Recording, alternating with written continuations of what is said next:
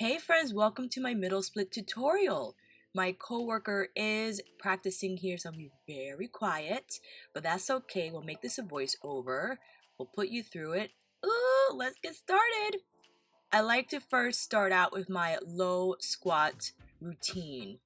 It increases mobility, gets the blood flowing, also very strengthening for the legs. I use my hands and I press back my thighs, and now I go in without using my arms but the strength of my legs to make the hips shift. Ideally, yes, toes point forward, but you do what you can. If the toes point out, we'll take it. If you can't get that low, use your hands to lift the hips higher and you can press the thighs out from there. I like to do maybe 5 to 10 each side, enough to get the legs warm and working. Another warm-up I love is lateral lunges with the body low to help with that mobility drill. Classic squats, I use my arms to help my hips lower to the ground. It's very tough. I will go slowly, maybe 5 to 10 each side, pushing down through your feet equally to help lift the hips, using the arms again to lower carefully. Now, again, stressing the importance of using the arms here, especially if it's very difficult to press the hips up from the ground, and take it slow. If you can't go all the way down yet, you go as low as you can, actively pressing that thigh back, prioritizing that movement. And if you would like to progress it and are feeling good about it, you can now take away the arms, just use the legs to press the hips up and over, lowering them all the way down to the ground. Making sure the arches of the feet stay lifted. A drill to help with that is to start on the ground and just lift the hips up, pushing down through your feet, also pushing down through the leg that is straight. Another warm-up move I love to do are the lateral raises with my legs to warm up the gluteal muscles. Here's a side view of where the thigh should go and how it is aligned with the hips. 5 to 10 each side, knock yourself out. Hip circles, one of my favorite mobility exercises, not only for that, but also to increase strength. 5 to 10 one direction, and you take 5 to 10 the other.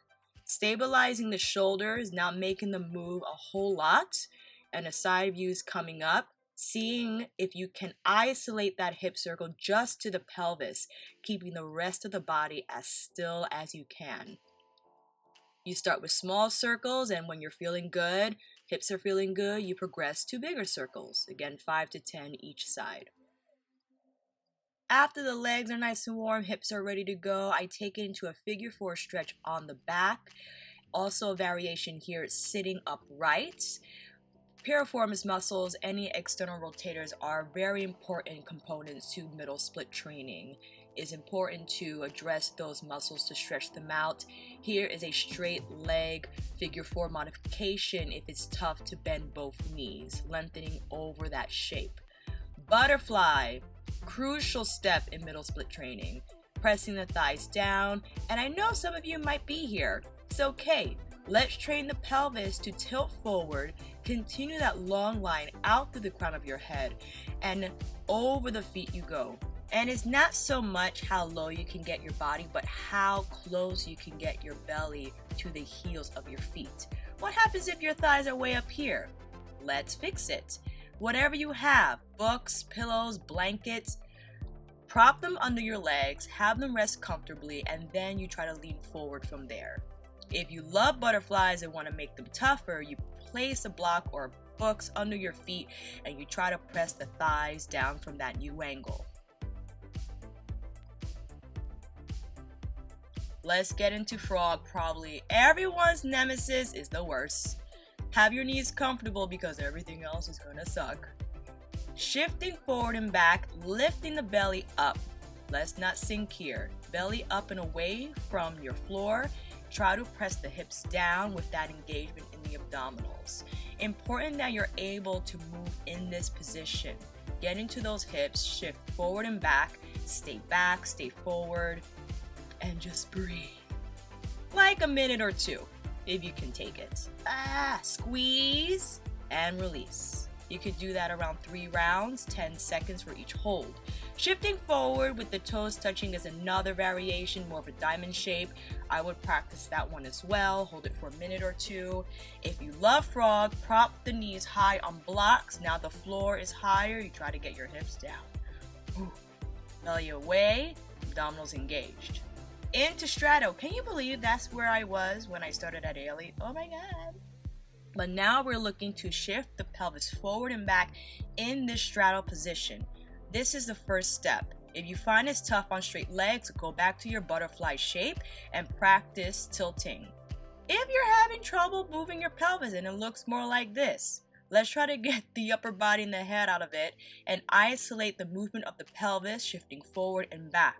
Once you have it on that tilt forward, walk the arms in front of you, keep that angle, and walk the body out. But see how far my belly is away from the floor? No. We want to try to get the belly as close as we can to the floor.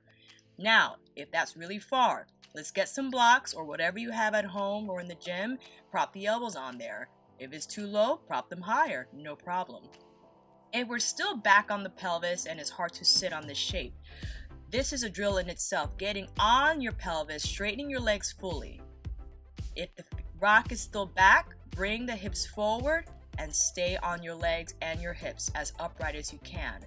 That's tough. Block under your hips, books or whatever to help you sit upright in this straddle position. Try to get that butt up and over, tall in the spine, and stay. If you love straddle and want to make this tougher, blocks under your feet. And now it's tougher to get the belly down to the floor, which again we mentioned is a priority in this shape. Lengthening over, and thanks for blurring my camera. Into the actual middle split. This might be your start. You walk it out slowly and hold it. Using your arms to help keep the hips up and work your way down. What happens if that's not even an option? Prop something under your pelvis and stay. You might stay for 30 seconds, you might be able to stay for a minute or two. If you're like, let me try my arms. This is an upper body workout in itself. Walking the hips forward, to get on the legs, and then you stay. You can lower down to the elbows. This one is tough. If you're able to slide all the way down, you walk up and over, and you try to get on the legs, on the pelvis, and hold the middle split position. Again, try to get that belly on the floor and work that angle. If you've mastered that and want this to progress, then yes, blocks under the ankles, walk the hips up and over to get them to touch the ground.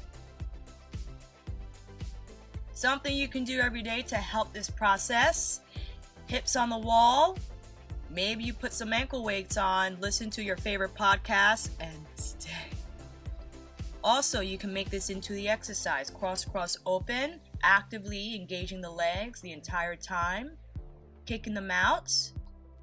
And once you have that there, you hold with the arms. Maybe you press them down and see if you can actively keep the legs there without using your arms. That's my middle split tutorial, friends. Thank you for watching. I know it's a lot of work. If you do some of these exercises every day, I guarantee you'll see the improvement soon.